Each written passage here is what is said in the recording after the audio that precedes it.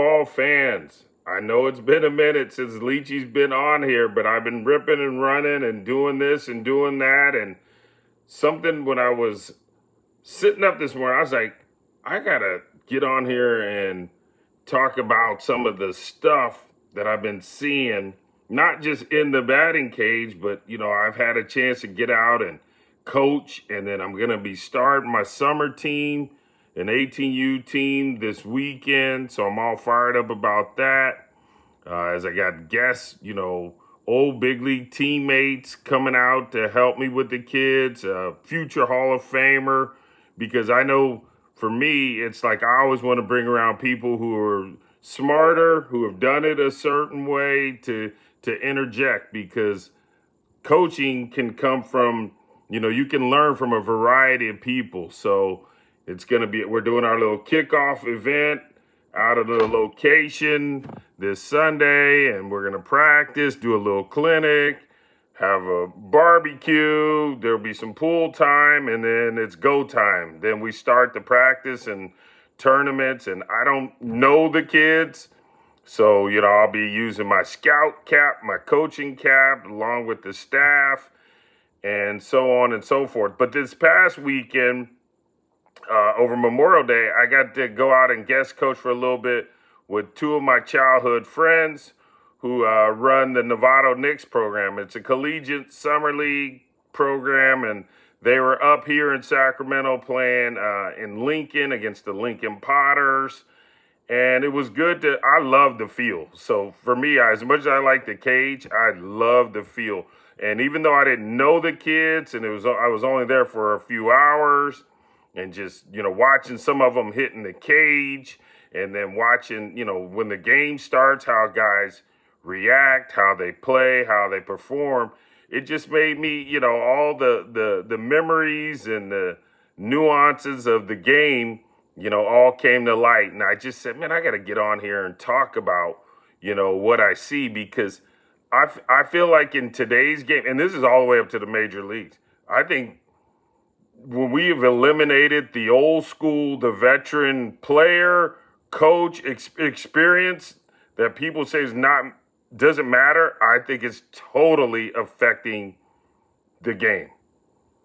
People who've done it, I don't care what era they came from, have insight on how the game has not really changed. The bases are still the same. The mound is still the same. For the most part, the fences are still the same. They're swinging if you're playing pro baseball, a wood bat. I mean, the game is the same. And I sit here and I say that not to necessarily criticize, but just this past weekend when I was out coaching, there was a kid on the other. I'm going to talk about. I was coaching against this kid. There was a kid with some tools on the other team that, my buddy who I grew up with, he said, because he had been there all weekend, he said, man, watch their shortstop. He runs well, and, he's got good actions, blah, blah. So I was watching this kid, and, he was as advertised. But then I saw him on first, and he had the Little League lead. I mean, it's like when you have that kind of foot speed and instincts, why has no one told him he needs to get a bigger lead? So I told my buddy, I said, even though you're on the other team, when I run across the field at the end of the inning, because I was coaching first, I'm going to say something to him. Now, he might look at me like, who are you? And you're crazy. But I saw the talent. And then he came off after the third out. And I said, hey, man, get a bigger lead over there first. You got the Little League lead. With all that speed, you should be gone.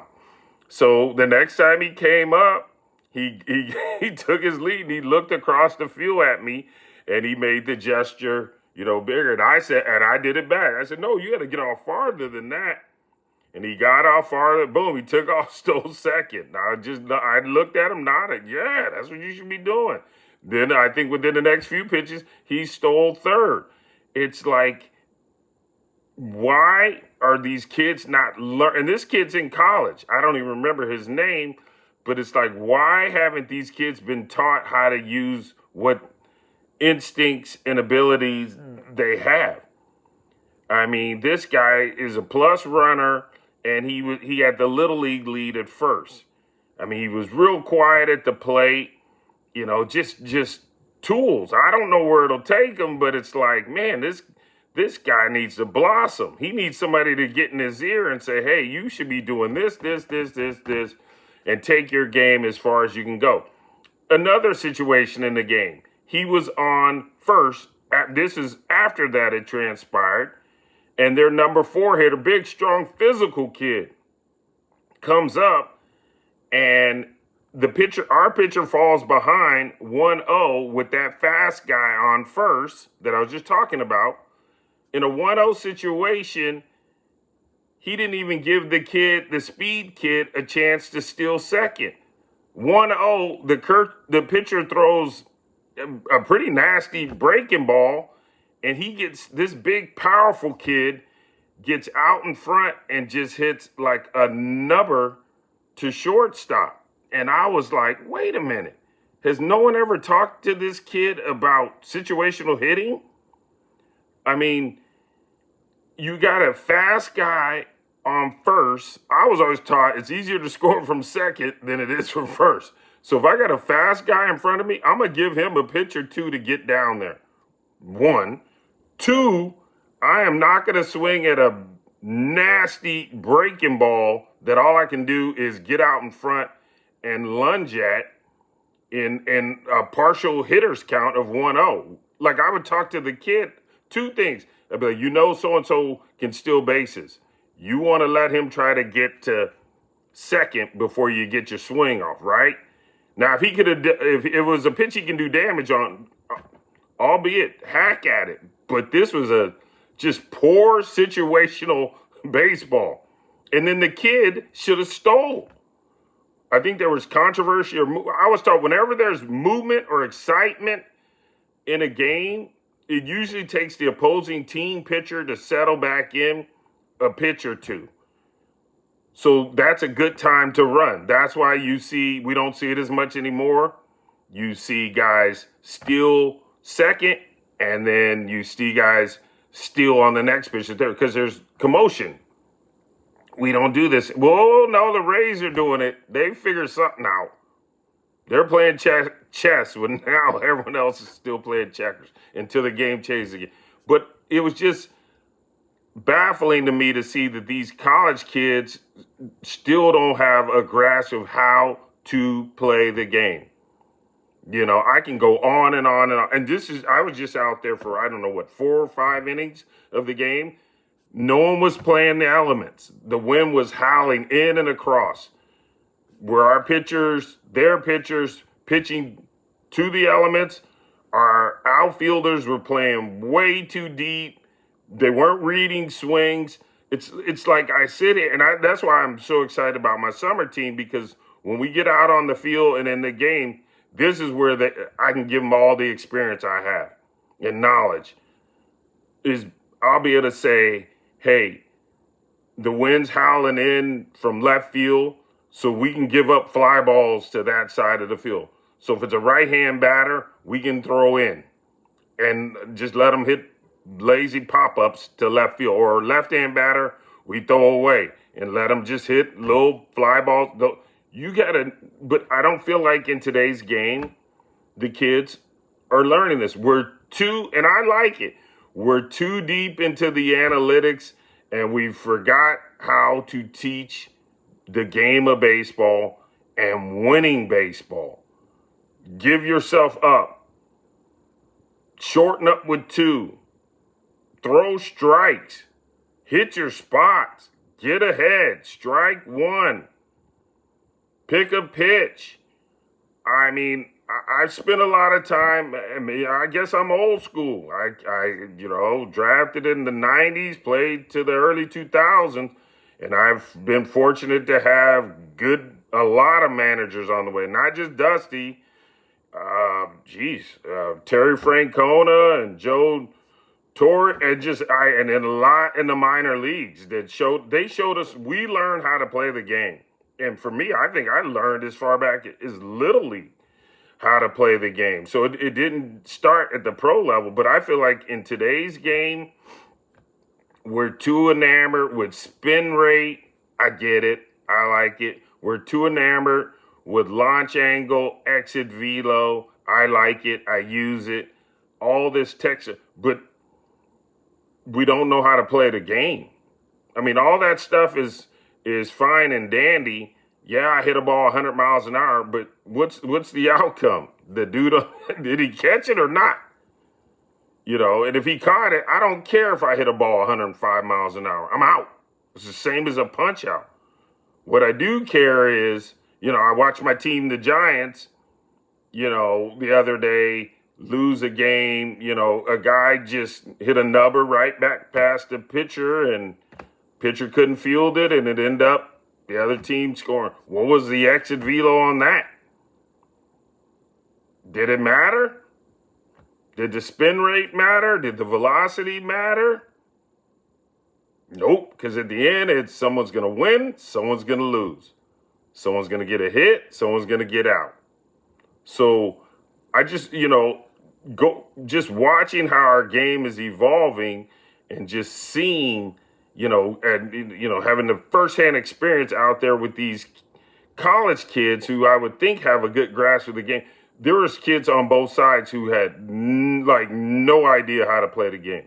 No adjustments in their swing, no recognition of guy can't command his fastball, or, we faced a lefty from the Potter, good fastball, but he had no breaking ball.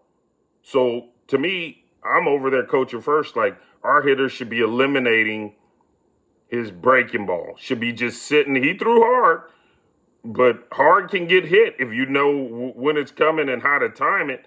But our hitters it was like they were trying to get their A swing, exit velo swing off and not just use their hands just to touch it, because he was going to supply all the power. And so he was striking us out, but a lot of it was just guys were overswinging, muscling up, and no one thought to really shorten up. So, for me, and then when we got a runner on first, he was quick to the plate. So I told two of the guys, I said, hey, when you come up against guys who are quick to the plate, you can either go first move. He never picked over, not one time that I was coaching first. He didn't pick over one time. So at some point, I'm going to go first move. And then the other, thing I gave one of our base runners is let's count him out. When he comes set, 1, 1,000, 2, 1,000, 3, 1,000, pitch. 1, 1,000, 2, 1,000, 3, 1,000, pitch. Well, hello. He's giving you his pattern. So if I got on first and I know he's quick to the plate and he hadn't picked over, you have to start thinking this through, because we gotta make something happen. So, I told one of the kids, hey, can you run? And he was hemming and hawing. And I was like, well, get a big lead. Go first move. If he picks over, then, well, at least we know he picked over, because we were trailing and we needed to do something. So it's just, I can't wait to get out. I guess at the end of this, I can't wait to get out on the field and coach with these 18U players starting this weekend for the next 2 months, because, yeah, I'm going to have all the tech stuff, but it's going to be really, what I see for each kid individually and what I can relay to them, what type of player they need to be. If you're a speed guy, top of the order, center fielder, I'm going to be on you about shortening your swing, putting the ball in play, and hitting line drives and hard ground balls, and playing really good defense and knowing how to run the bases. If you're a corner guy, third, first base, you better be looking to get a pitch that you can drive, not hit a homer, drive. And then you better be able to come through when we have runners in scoring position. If you're a catcher, catch the ball, we're not going to call pitches. I don't believe in that, because the pitcher and catcher know what they got going better than anyone. You better be able to get on the same page with the staff, control the defense. If you see a guy wandering the wrong direction, stand up and say, hey, this guy been hitting the ball over there. Let's move over here. The catcher is the quarterback.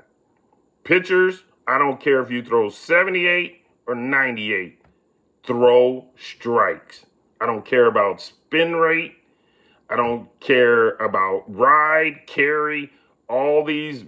I like the metrics, but when the game is on, I got this from both Bochy and Dusty. They don't care about velocity when the game is on. They want the pitchers to throw strike, and there's nothing better than strike one. If you get hit, the coach may come out and get you. He'll go, hey, you were pounding the zone. They just got you today. You got to throw strikes. And the defense, we got to catch the ball and throw it to the right base. And that's it. The object of the game isn't really that hard. It's to touch home plate more than your opponent and to prevent them from touching it. So learn the game and look at the scoreboard, because I think we've gotten so far away from it because technology is here and I'm sure it's going to keep going. And it's awesome, but you still got to learn to play this game. And that's the great part of this game. And I know it's been a long time, but I just wanted to come on here because I was like, man, I'm excited about getting our team going. But I was even more excited that I got to go coach in the college summer league with my boys, and I'm just seeing how, these talented, physical kids, on both sides. And I was like, these kids, they look the part, they got some tools, but do they know how to play? Or do they know how to play? At the end of the day, you got to know how to play. When they put you in, you got to know where to throw the ball, when to throw it. You got to know just how to be a winning player. So I just want to come on here and chop it up for a little bit. Now I got to get back on here, and I got to get my guests back on here. Me and KJ got to get out on the pedal boat again and talk more. He's coming out this weekend. Dusty's coming out. And I just want guys to hear from guys who have played at an extreme high level for a long time and seen a lot. So that's it. Till next time, I'm going to get on here more. Leachy out.